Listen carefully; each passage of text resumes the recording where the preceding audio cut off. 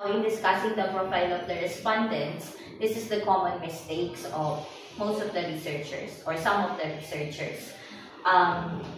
We try to integrate, even if we are only discussing the profile of the respondents, and in the table, what is evident is just the profile of the respondents. Sometimes we have the tendency to overanalyze the profile data.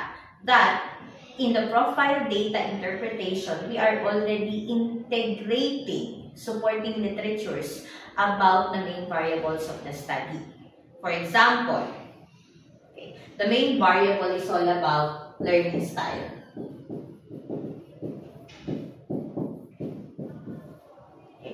Now, in the profile findings earlier, we said that most of the respondents are female.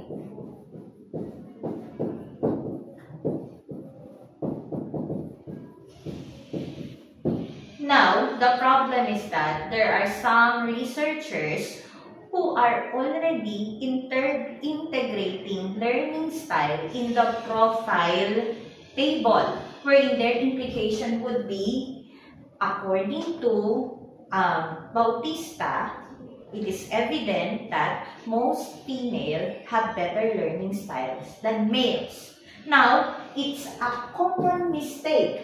Why? Because that is not part of the findings of the study. You will not be able to see anything in the table of the findings of the profile of the respondents about the idea that females are better in terms of their learning styles. In my experience, a lot of college students are prone to that mistake, that they are too lured out by the